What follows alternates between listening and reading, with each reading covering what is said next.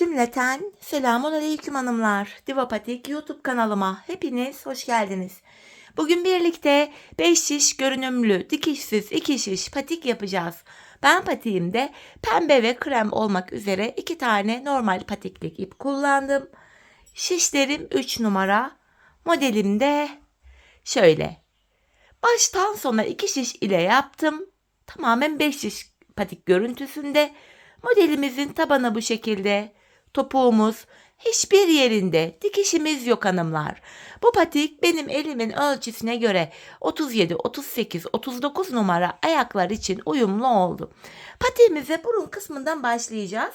Pembe ipim ile başlıyorum. İpimin ucunda şöyle bir miktar bir ip bıraktım. 12 ilmek atacağım. 12 ilmek. 1, 2, 3, 4, 5, 6, 7, 8, 9, 10, 11, 12 ilmeğimi attım. Bu ucumuzda kalan ipimiz beklesin. Tabanda tekrar kullanacağız. Şimdi geri dönüyorum hanımlar. Şimdi arka yüzdeyiz bu aşamada bakın. Kenar ilmeğimi aldıktan sonra ilk sırada arka yüzde ilmeklerimi ters olarak örüyorum.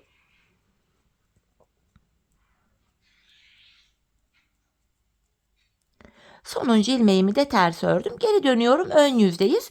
Patiğimizde burun kısmında ön yüzde düz, arka yüzde ters örgü uygulaması yapacağız. Artırmalar başlayacak. Artırmaları ilk 2 ilmeği ördükten sonra yapacağız. Bir de son 2 ilmek kalana kadar örüp öyle artıracağız. Kenar ilmeğimi aldım, ikinci ilmeğimi örüyorum. İpimi şöyle parmağıma dolayıp şuraya bir ilmek attım. İlk artırmamı yaptım. Şimdi son 2 ilmek kalana kadar öreceğim. Sol kenardan da artırmamı yapacağım. Bakın son 2 ilmeğim kaldı. Hemen buraya da artırmamı yapıyorum. Kalan 2 ilmeğimi düz ördüm. 14 ilmeğimiz oldu. 2 ilmek artırdık. Geri döndüm. Arka yüzdeyim. Kenar ilmeğimi aldıktan sonra ilmeklerimin tamamını sırasıyla ters örüyorum. Arka yüzde artırma yapmıyoruz. Artırma işlemini sadece ön yüzde yapıyoruz hanımlar. Arkada tamamen hepsini ters örüyoruz. Sonuncuyu da ters ördüm. Tekrar geri dönüyorum. Ön yüzdeyiz. Yine artırmalara devam edeceğiz. Kenar ilmeğimi aldım. İkinci ilmeğimi ördüm. Hep 2 ilmekten sonra sağ kenarda artırma yapıyoruz. Şuraya bir ilmek attım. Şimdi de son 2 ilmek kalana kadar öreceğim. Sol kenardan da artırmamı yapacağım. Böylece 2 ilmek daha artıyor. 16 ilmeğimiz oluyor. Bakın son 2 ilmeğim kaldı. Hemen buraya da artırmamı yapıyorum. Kalan 2 ilmeğimi örüyorum. Tekrar artırmayı yaptık. 16 ilmek oldu. Şimdi geri döneceğiz. Arka yüzde ilmekleri ters öreceğiz. Ön yüzde tekrar 2 ilmek örüp artıracağız. Son 2 ilmek kalana kadar örüp tekrar artıracağız. Bu şekilde patik burnunu tamamlayacağız. Hanımlar, bu modelimizde toplamda şişimizde 28 ilmek olana kadar artırmalara devam edeceğiz. Şimdi hep birlikte 28 ilmek olana kadar artırmalarımızı yapalım, gelelim, ardından modelimize birlikte başlayalım. Evet hanımlar, 28 ilmeğim olana kadar artırmalarımı yaptım. Arka yüzde de ilmeklerimi ters ördüm. Şimdi modelimize başlayacağız. Modelimiz 6 sıradan oluşuyor. Krem ipime geçiş yapacağım. Şimdi ön yüzdeyiz. Modelde ilk sıramız. Öncelikle hemen şöyle ilk 2 ilmeğimi düz örüyorum. Ve krem ipimin ucunu burada düğümleyeceğim. Patiğimiz sökülmesin diye buraya 2 tane düğüm attım. Şimdi modelde ön yüzde ilk sıramız. İlmeklerimizin tamamını hanımlar düz olarak öreceğiz. İlk sıramızda ön yüzde. Bu şekilde sıra sonuna kadar ilmeklerimi düz örüyorum.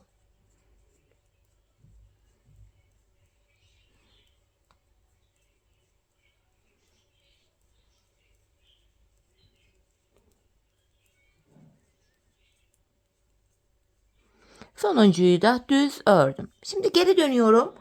Arka yüzde modelde ikinci sıramız. Kenar ilmeğimi örmeden aldım. Arka yüzde ilmeklerimin tamamını ters olarak öreceğim. Sıra sonuna kadar hepsini ters örüyoruz.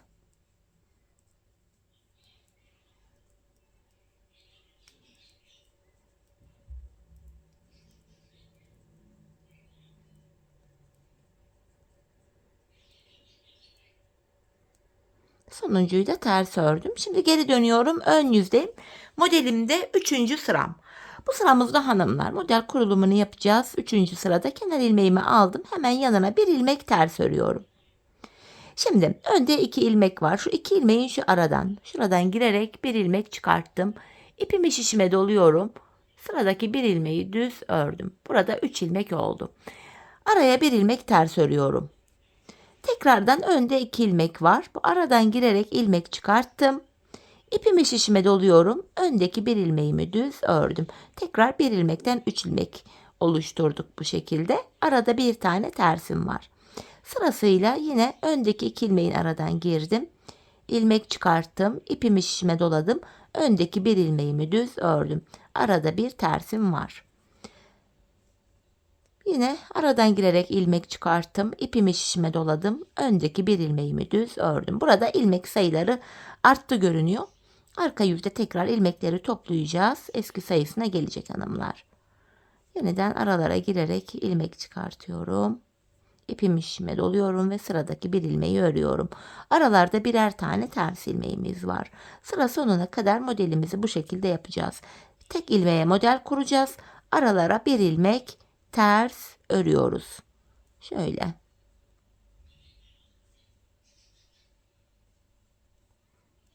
Arada bir tersimi ördüm. Yeniden sıradaki bir ilmeğe modelimi kuruyorum. Araya bir ilmek ters ördüm. Tekrar sıradaki bir ilmeğe modelimi kuruyorum. Araya bir ilmek ters ördüm. Modelimizin ön yüzde 3. sırası bu şekilde. Yine bir ters ördüm. Bakın son 2 ilmek kaldı. Yine bu aradan girerek bir ilmek çıkarttım. İpimi şişime doladım. Sıradaki bir ilmeği ördüm. Kenar ilmeğimi de düz ördüm. 3. sıramızı tamamladık. Şimdi arka yüzde modelde 4. sıram. Bu sıramda kenar ilmeğimi aldım. Bir ilmekten 3 ilmek çıkartmıştık hanımlar. Bu 3 ilmeğin 3'ünü tersten keserek örüyorum. Şöyle. Tekrar tek ilmeğe düştü. İlmek sayımız eski haline geldi. Bakın önünde bir ilmek düz var. Bunu düz örüyorum. Ön yüzde ters ördüğümüz ilmekleri arka yüzde düz örüyoruz. Modelin 4. sırası da böyle. Bu üçlü ilmeğin üçünü birden tersten keserek örüyorum. Aralara bir düz ilmek örüyorum. Yine üçlü ilmeğim üçünü tersten kesiyorum. Arada bir ilmek düzüm var.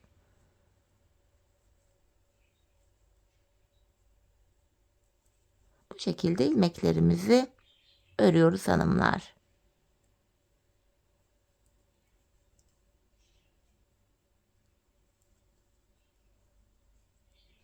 Üçlü ilmeğimi tersten kesiyorum. Araya bir ilmek düz örüyorum. Sıra sonuna kadar modelimizi bu şekilde devam ettireceğiz.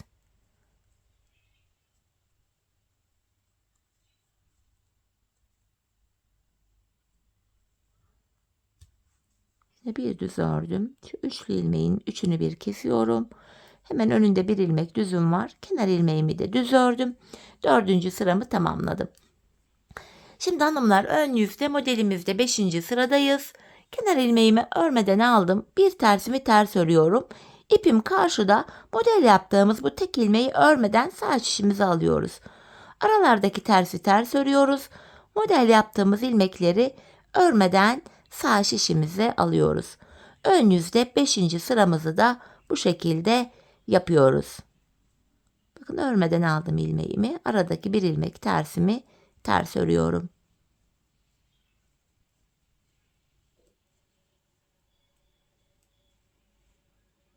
Ve son kenar ilmeğimi düz ördüm. Ön yüzde 5. sırayı tamamladık. Arka yüzde 6. ve sonuncu sıradayım. Kenar ilmeğimi örmeden aldım. İp benden tarafta yine bu ilmekleri tekrar örmeden alıyoruz. Aralara bir ilmek düz örüyoruz. İp benden tarafta bu ilmeğimi yine model yaptığım ilmeğimi örmeden alıyorum. Araya bir ilmek düz örüyorum. Çok pardon.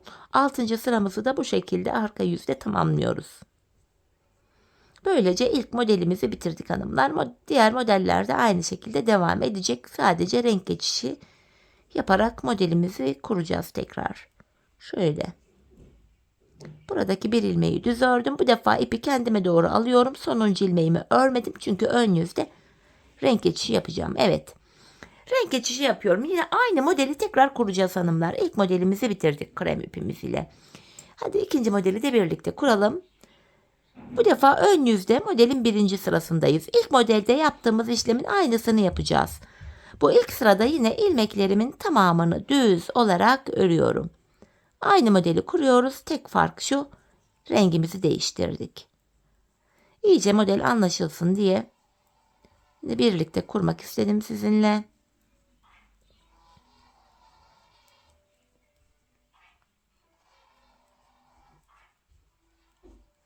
Evet, sonuncu ilmeğimi de ördüm. Ön yüzde birinci sırayı da yaptık. Geri döndüm, arka yüzde modelde ikinci sıram. Kenar ilmeğimi alıyorum ve ikinci sıramızda ilmeklerimizin hepsini ters olarak örüyoruz.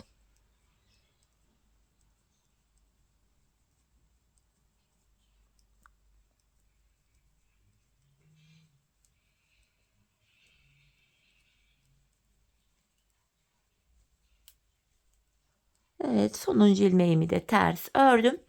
Tekrar geri döndüm hanımlar. Ön yüzde modelde üçüncü sıramız. Modelimizi kuracağız. Kenar ilmeğimi alıyorum. Üçüncü sırada ilk modelde yaptığımın aynısını yapacağım. Bir ilmek ters ördüm. Şimdi öndeki iki ilmeğin aradan girerek bir ilmek çıkartıyorum. İpimi şişime doladım. Bu sıradaki bir ilmeğimi düz ördüm. Araya bir ilmek ters örüyorum. Tekrar bu iki ilmeğin aradan girerek şöyle bir ilmek çıkarttım. İpimi şişime doladım. Bu öndeki bir ilmeğimi düz ördüm. Araya bir ilmek ters örüyorum. Bu şekilde modelin üçüncü sırasını yapıyoruz. Yine bir ters ördüm. Bir ilmeğe model kuruyoruz ve model aralarına bir ilmek ters örüyoruz. Eliniz alışınca örmesi gayet kolay, zevkli bir model. Duruşu da çok şık. Yine bir ters ördüm. Yine iki ilmeğin aradan girerek ilmek çıkarttım. İpimi şişime doladım. Sıradaki bir ilmeğimi düz ördüm.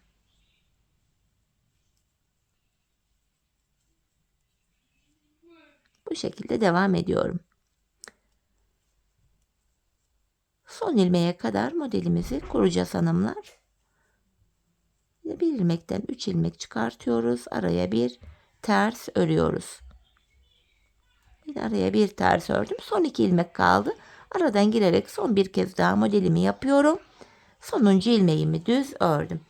Üçüncü sırayı tamamladık. Geri döndüm. Arka yüzde dördüncü sıra. Kenar ilmeğimi alıyorum. Bu üçlü ilmeğin üçünü tersten kesiyorum hanımlar. Tekrar ilmek sayısı 1'e düşüyor burada. Araya bir ilmek düz örüyorum. Üçlü ilmeğin üçünü tersten kesiyorum. Bir ilmek düz örüyorum. Modelimiz böyle devam ediyor. Dördüncü sıramızda hanımlar sıra sonuna kadar ilmekleri bu şekilde tamamlayacağız. Şöyle. Yine bir ilmek düz örüyorum. Üçlü ilmeğimin üçünü tersten kesiyorum.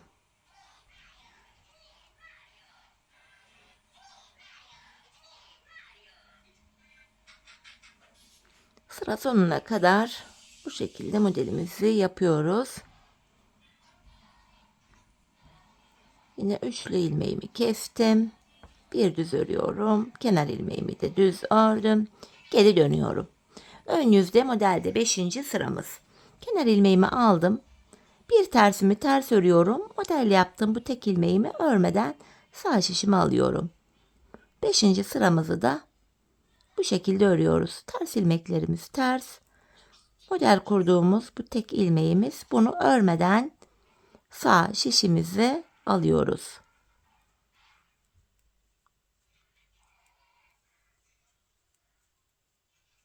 Sonuncu ilmeğimi de düz ördüm. Tekrar geri döndüm. Arka yüzde 6. ve sonuncu sıram. Kenar ilmeğimi alıyorum. Yine bu ilmekleri bakın ip benden tarafta örmeden alıyorum. Bir ilmek düz örüyorum. Modelli olan ilmekleri örmeden sağ şişimi alıyorum. Yanına bir ilmek düz örüyorum.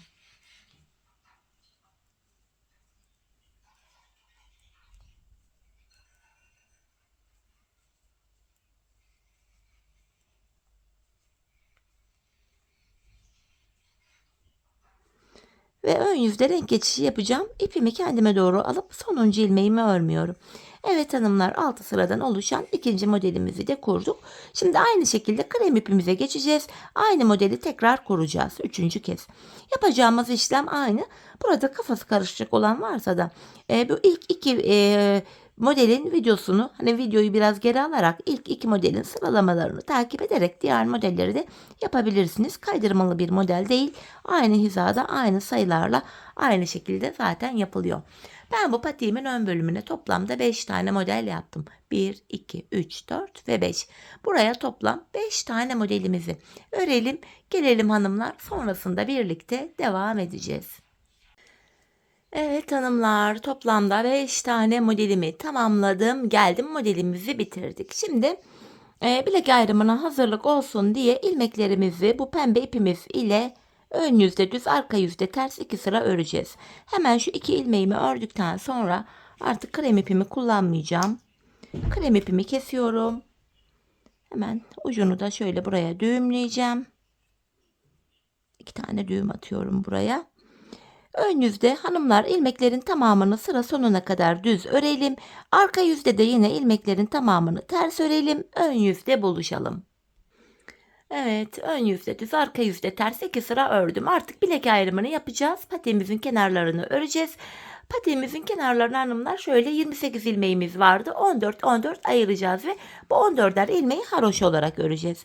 Şimdi ilk kenar ilmeğimi aldım. 14 ilmeğimi haroşa öreceğim. Ben örgümüzün hem ön hem arka yüzünde düz örgü örerek haroşalarımı elde ediyorum. 2 ilmeğimi ördüm. 3, 4, 5, 6, 7, 8, 9, 10, 11, 12, 13, 14. ilmeği örerken şu bilek ayrımı yaptığımız yerde şu öndeki iki ilmeği yer değiştiriyorum.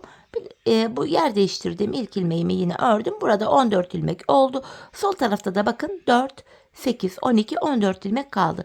Bu sol taraftaki 14 ilmek bekleyecek. Biz sağ taraftaki 14 ilmeği öreceğiz. Yedek şişiniz varsa ilmekler şişte bekleyebilir. Yedek şişiniz yoksa da bir tığ yardımı ile bu ilmeklerin içinden ip geçirerek ilmeklerin kaçmasını önleyebilirsiniz. Şimdi geri dönüyorum. Böyle sağ kenardaki ilmeklerimi tekrar öreceğim. Kenar ilmeğimi aldım. İlmeklerimi tekrar düz örüyorum haroşa düşmesi için. Önce sağ kenarı, sonra da sol kenarımızı öreceğiz.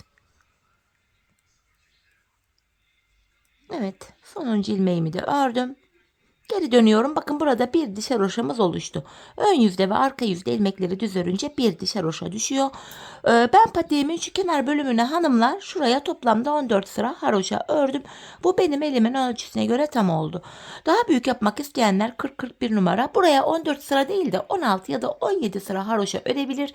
Daha küçük yapacağım diyenler varsa da 14 değil 12 sıra haroşa da yapabilirler. Dediğim gibi ben bu sağ kenara 14 sıra haroşamı yaptım. Şimdi patiğimin kenarını tamamlayıp geliyorum hanımlar. Evet, şuraya 14 sıra haroşamı ördüm. İpim bilek bölümünde değildi. Şu sağ kenarda bıraktım.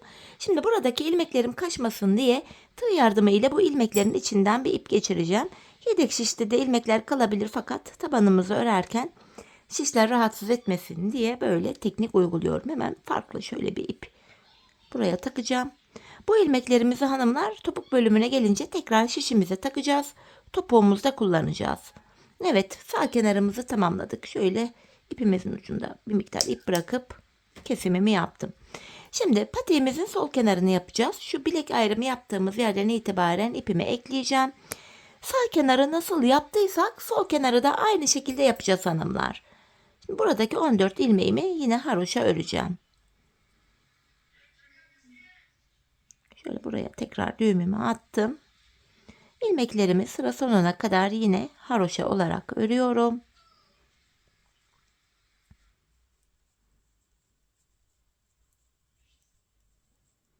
Sonuncuyu da ördüm. Tekrar geri dönüyorum. Arka yüzdeyim. Arka yüzde de yine kenar ilmeğimi aldıktan sonra tekrar ilmeklerimi düz yani haroşa örüyorum.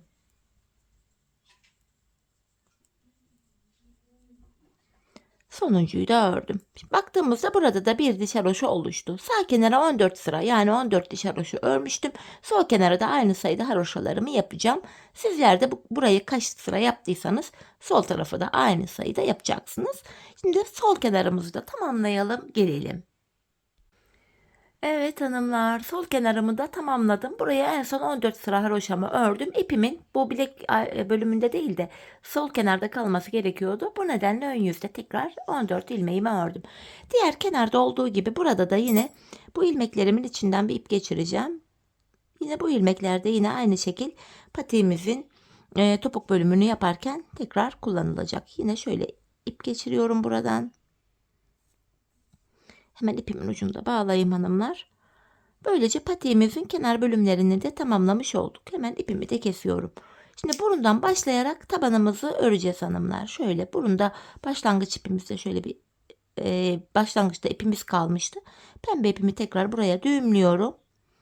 Burun kısmından başlayarak tabana geçiyoruz şimdi. Öncelikle hemen bakın ön yüzde 12 ilmek olarak başlamıştık patiğimize. 12 ilmek başladığım yerden 12 ilmek çıkaracağım. Bakın ipimin ilk geldiği yere şöyle ilmeğin iki kanadına birden girerek ilk ilmeğimi çıkarttım. Burada sırasıyla başlangıç yerlerine ilmeğin iki kanadına birden girerek ilmekler çıkartıyoruz. 3 ilmeğim oldu. 4, 5, 6, 7, 8, 9, 10, 11. Şu kenara girerek bir ilmek de buradan çıkartıyorum. 12. 12 ilmek başladığımız yerden 12 ilmek çıkarttık hanımlar. Şimdi geri dönüyorum. Arka yüzdeyim. Yine bu taban bölümde artık ön yüzde düz, arka yüzde ters örgü uygulaması yapacağız. Bu ilmeklerimi arka yüzde ters olarak örüyorum. Sonuncuyu da ters ördüm. Şimdi geri dönüyorum. Bu aşamada hanımlar hem tabanımızı öreceğiz, hem taban şu üst bölüme eklenecek, hem de ilmek sayıları artacak. Bakın şuralarda kenar ilmek yerleri var. Bakın hemen şuradaki ilk kenar ilmek yerine ilmeğin iki kanadına birden girerek ilmek çıkarttım. Bu ilmek çıkartma işlemini ön yüzde yapıyoruz. Önce sağ kenardan, sonra da sol kenardan ilmek çıkartıyoruz. İlmek çıkarttım. Şimdi şişimdeki 12 ilmeğimi öreceğim. Şişimizde şimdi 13 ilmek oldu. Bir ilmek sağ kenardan çıkarttık. 13 ilmeğimiz oldu. Sonuncuyu da ördüm. Şimdi de hemen şu kenara ilmeğin iki kanadına birden girerek bir de buradan ilmek çıkarttım. 14 ilmek oldu. Geri dönüyorum, arka yüzdeyim. Kenar ilmeğimi aldıktan sonra arka yüzde ilmeklerimi ters örüyorum. İlmek çıkartma işlemi yapmıyorum. Ön yüzde düz, arka yüzde ters örüyoruz. İlmeklerimizi de önce sağ kenardan, sonra da sol kenardan çıkartıyoruz. Sonuncu ilmeği de ters ördükten sonra yine geri döndüm. Bakın bir sonraki kenar ilmek yerine girerek ilmeğin iki kanadına birden girerek yine ilmek çıkarttım.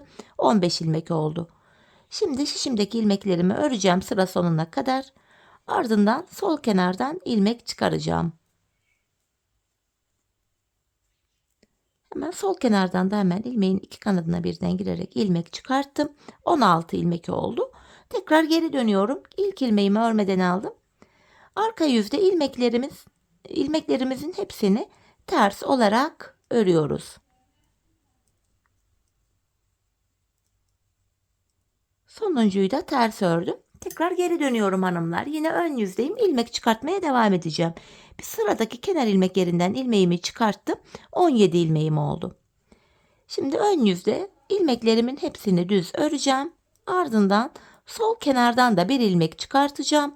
18 ilmeğimiz olacak. Sonuncuyu da ördüm. Hemen şu sol kenardan bir ilmek çıkartıyorum. 18 ilmeğimiz oldu. Şimdi geri döneceğiz. Arka yüzde ilmekleri ters öreceğiz. Ön yüzde tekrar önce sağ sonra sol kenardan ilmekler çıkartmaya devam edeceğiz. Biz bu ilmek çıkartma işlemine 28 ilmek olana kadar devam edeceğiz hanımlar. Zaten patiğimizin üst bölümünde 28 ilmek olarak yapmıştık. Tabanımızda 28 ilmek olacak. Şimdi 28 ilmeğimiz olana kadar ilmeklerimizi çıkartalım, gelelim. Evet hanımlar, 28 ilmeğim olana kadar burun kısmını yaptım geldim. 27. ilmeğimi sağ kenardan, en son 28. ilmeğimi de sol kenardan çıkarttım. Artık 28 ilmek olarak devam edeceğiz hanımlar tabanımıza. Şimdi arka yüzdeyim. Yine ilk ilmeğimi örmeden alıyorum. Son 2 ilmeğim kalana kadar ilmeklerimi öreceğim. Arka yüzde ters örgü uygulaması yapıyoruz şu anda. Son 2 ilmeğim kalana kadar ilmeklerimi örüyorum.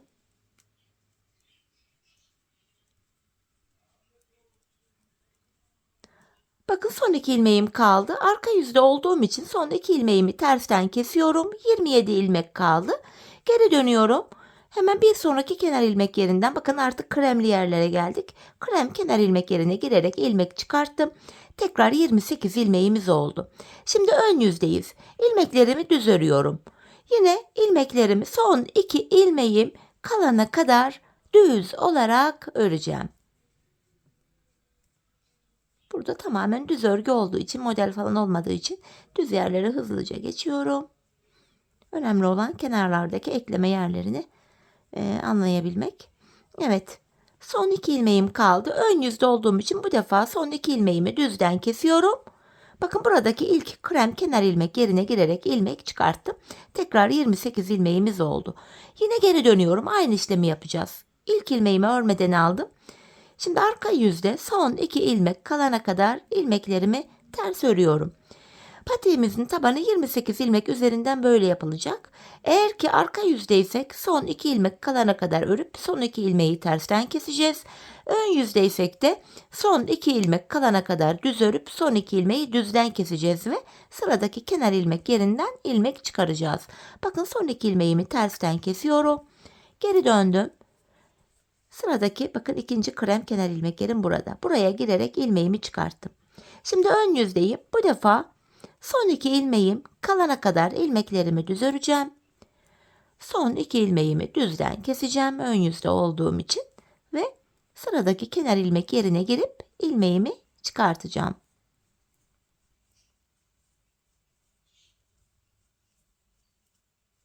Bakın son 2 ilmeğimi kesiyorum. Bir sonraki yani hemen ikinci krem kenar ilmek yerim burada. Buraya girerek ilmeğimi çıkarttım.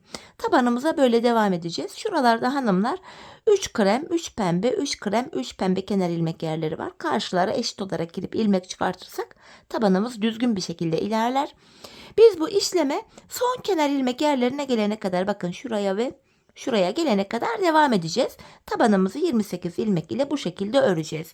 Şimdi patiğimizin tabanını son kenar ilmek yerlerine gelene kadar bu şekilde örelim, ardından buluşalım. Evet hanımlar, patiğimin tabanını tamamladım ve geldim.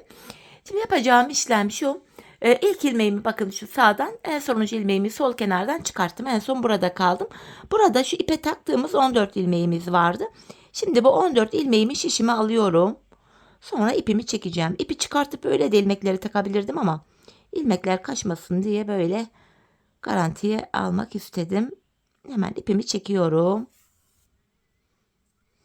Hemen şurada kesmiş olduğumuz ipimizin ucu vardı. Onu da düğümleyeceğim. Şimdi hanımlar bu 14 ilmeğimi kenardaki haroşa, bunu yine haroşa olarak öreceğim hanımlar. Sıra sonuna kadar. Bu ilmekleri de artık örüyorum. Bütün ilmekleri tek şişte toplayacağız. Ardından da topuğumuzun kesimine başlayacağız. Sıra sonuna kadar 14 ilmeğimi bu şekilde örüyorum. Şimdi geri döndüm. Arka yüzdeyim. Arka yüzde yine kenardaki bu 14 ilmek haroşamı yine haroşa öreceğim. Patiğimizin topuk bölümünde de model bütünlüğü sağlansın diye.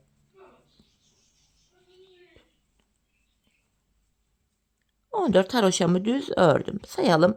5, 10, 14. Diğer ilmeklerimi de şu an arka yüzdeyim. Ters olarak öreceğim. Tabanımızda 28 ilmek vardı. 14'er ilmek de kenarlarda. Bütün ilmekler tek şişte toplanınca sayımız 56 oluyor. Yani 56 ilmeğimiz oluyor. Şimdi buradaki ilmekleri öreceğim. Ardından diğer ipte takılı olan 14 ilmeğimi de şişime alıp onları da öreceğim.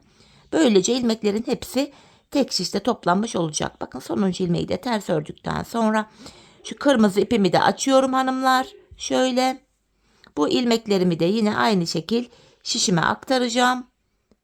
Sırasıyla şöyle kaçırmadan şöyle hepsini aktardım. Şimdi kırmızı ipimi de artık çekiyorum. Hemen şuradaki ipimizin ucunu da şöyle arkaya gelsin düğümümüz. Ters tarafa şöyle düğümlüyorum. Buradaki 14 ilmeğimi yine düz olarak öreceğim. Haroşalar yine haroşa olarak devam edecek. Evet, böylece ilmeklerimizin tamamı tek şişte toplanmış oldu hanımlar. 56 ilmeğimiz var şu anda. Şimdi geri döndük, topuğu kesmeye başlayacağız. Topuk kesiminde bize kolaylık sağlasın diye ön yüzden baktığımızda sol kenara 24 ilmek ayıralım hanımlar.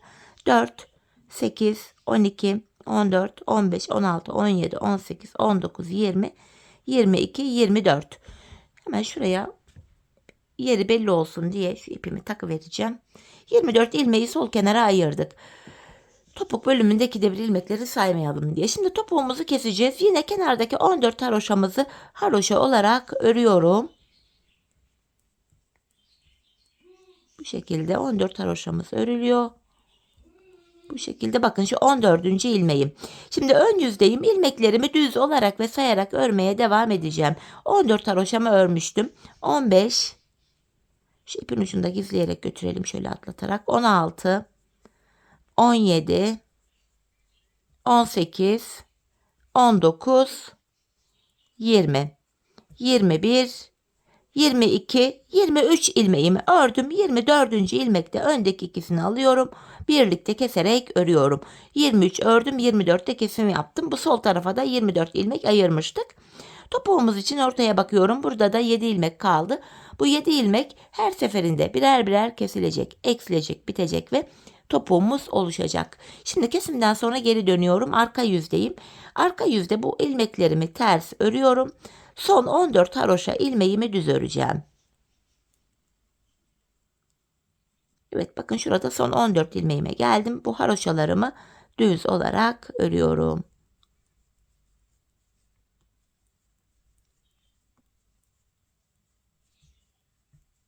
Beş şiş patik topuğunu nasıl kesiyorsam bunu da aynı şekil kesiyorum. Zaten görüntü olarak 5 şiş patik ile aynı. Tekrar ön yüzdeyim. Bir önceki sırada yaptığım işlemin aynısını yapacağım. İlk 23 ilmeğimizi öreceğim hanımlar.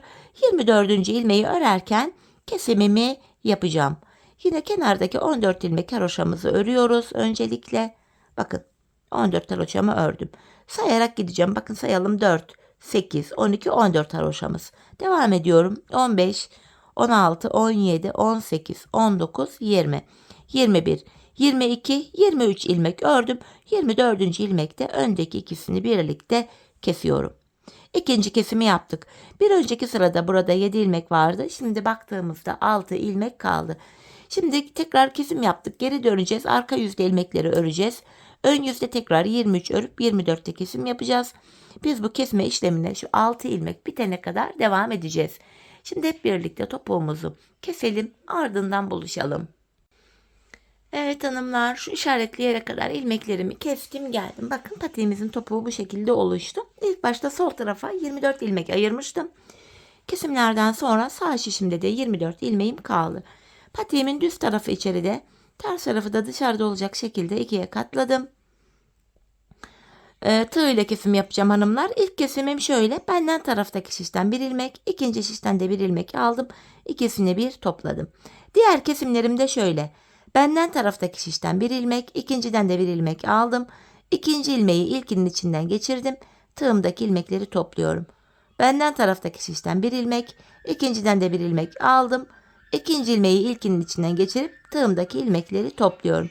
Karşılıklı olarak şişlerimizden birer tane ilmek alıyoruz ve ikinci şişten aldığımız ilmeği ilk şişten aldığımız ilmeğin içinden geçiriyoruz. Tığımızdaki ilmeklerimizi topluyoruz. Her iki patiğimizin topuğu da aynı yöne, aynı şekilde kesiliyor hanımlar. Bu şekilde zaten gizli kesim. Kalan ilmekleri de keselim gelelim. Evet, ilmeklerimi kestim. Son birer ilmeğim kaldı şişlerimde. Önce benden taraftaki ilmeğimi, sonra ikinci şişimdeki ilmeğimi tığıma aldım. Bu 3 ilmeğin üçünü bir topluyorum. 2 tane de zincir çektim. Sıkı bir zincir ve ipimi kesiyorum. Evet hanımlar, hemen ipimizin ucunu arkaya gizleyeceğim. Şöyle ilmek aralarına girerek bir de zincir tekniğiyle tekrar düğümlüyorum. Sıkı sağlam olsun diye. Şöyle patiğimizi tamamladık. Bakın topuğumuz hanımlar şöyle. Gizli kesim, çok temiz, güzel bir görüntüsü var.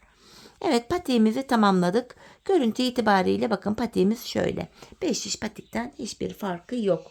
Hemen manken ayağıma giydireyim, bir de ayağımızı da görelim. Çok güzel, çok şık bir model oldu. 5 şiş patik bilmeyen fakat çok seven hanımlar için de çok güzel bir fikir oldu diye düşünüyorum. Ben çok beğenerek, çok severek yaptım. Umarım sizler de patiğinizi benimle birlikte beğenerek, severek yaparsınız. Yapacak olanlara da şimdiden kolay gelsin diyorum. İşte patiğimiz bu şekilde. Önden duruşu böyle, yandan duruşu, tabanımız, topuğumuz. Evet, yine birlikte güzel bir modelin daha sonuna geldik. Umarım sizlere faydalı, hoş bir video olmuştur. Yeni modellerde, yeni videolarda buluşmak dileğiyle. Şimdilik hoşça kalın, sağlıcakla kalın.